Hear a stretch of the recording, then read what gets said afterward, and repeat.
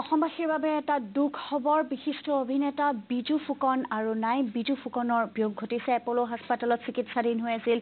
অভিনেতাগৰাকী অসমীয়া চলচ্চিত্ৰ জগতত গভীৰ শূন্যতাৰ সৃষ্টি হৈছে ফুকনৰ বিয়োগত সমগ্ৰ ৰাজ্যবাসী মৰ্মাহত আজি আবেলি 4:30 ভৰ্তি কৰা হৈছিল এপলো হাস্পতালত আইচিইউত ভৰ্তি হৈ আছিল বিজু ফুকন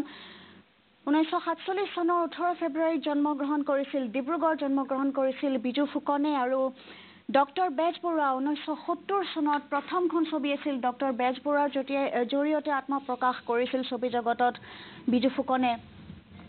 ফুকনৰ বিয়োগে গভীৰ শূন্যতাৰ সৃষ্টি কৰিছে ছবি জগতত অসমীয়া ছবি জগতত বিশেষকৈ অতি জনপ্ৰিয় গীত মন হীৰা দৈ বুৱাৰী চলচ্চিত্ৰখনৰ জনপ্ৰিয় গীত আছিল মন হীৰা দৈ আৰু বিজু ফুকনৰ নামৰ সৈতে গীতটো সকলোৰে মনত আহিছিল যদি বিজু ফুকনৰ নাম লোৱা হৈছিল বিশিষ্ট অভিনেতাগৰাকীৰ নামৰ সৈতে সাঙুৰ খাই আছিল এই গীতটো গতিকে বিজু ফুকনৰ বিয়োগে গভীৰ শূন্যতাৰ সৃষ্টি কৰিছে অসমীয়া চলচ্চিত্ৰ জগতত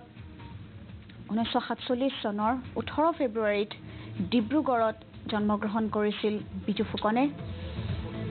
কিছু অসুস্থ হৈ আছিল বিজু ফুকন কিন্তু হঠাৎ এনেদৰে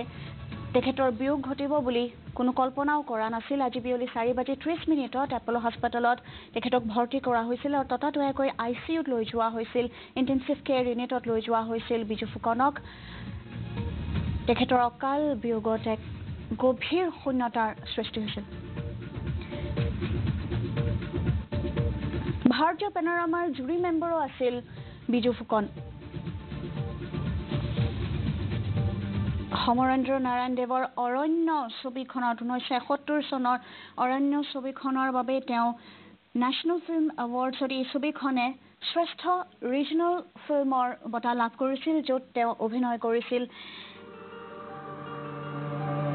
অভিনেতা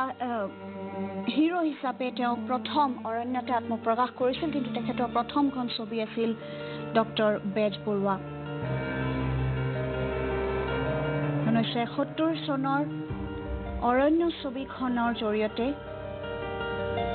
তেওঁ জনপ্ৰিয়তা অৰ্জন কৰিছিল সমগ্ৰ ৰাষ্ট্ৰজুৰি কিয়নো সমৰেন্দ্ৰ নাৰায়ণ দেৱৰ এই ছবিখনে আজুৰি আনিছিল ৰাষ্ট্ৰীয় বঁটা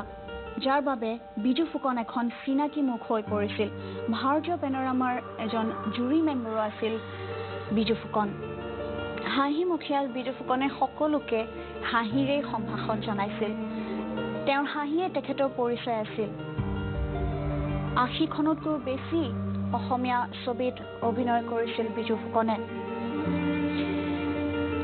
1916 চনত কংকন ৰাজখোৱাৰ পৰিচালনাত দূৰ ছবিখনত তেওঁ অভিনয় কৰিছিল আৰু কিছুদিন পূৰ্বে আমি আপোনালোকক দেখুৱাইছিলোঁ শংকৰ বৰুৱাৰ পৰিচালনাত তেওঁ গ্ৰীফ অন এ সানডে মৰ্নিঙত তেওঁ অভিনয় কৰিছিল আৰু এই ছবিখনে আন্তঃৰাষ্ট্ৰীয় প্ৰেক্ষাপটত প্ৰশংসা লাভ কৰিছিল কেৱল সেই নহয় প্ৰাগ চিনে এৱাৰ্ডৰ তেওঁ সমিতিৰ সভাপতি আছিল আৰু প্ৰতিটো মুহূৰ্ততে প্ৰাগ পৰিয়ালক তেওঁ বিশেষকৈ উদগনি জগাই আহিছিল কেনেধৰণে পৰিচালনা কৰা হ'ব ছবি জগতখনৰ এক গভীৰ শূন্যতাৰ সৃষ্টি হৈছে অসমীয়া চলচ্চিত্ৰত জগতত এক গভীৰ শূন্যতাৰ সৃষ্টি হৈছে বিজু ফুকনৰ বিয়োগক লৈ ক্ৰন্দনৰত সকলো আজিৰ দিনত কোনো কল্পনাও কৰা নাছিল যে বিজু ফুকন বিশিষ্ট অভিনেতাগৰাকী হাঁহিমুখে থকা অভিনেতাগৰাকী এনেদৰে আমাৰ মাজৰ পৰা আঁতৰি যাব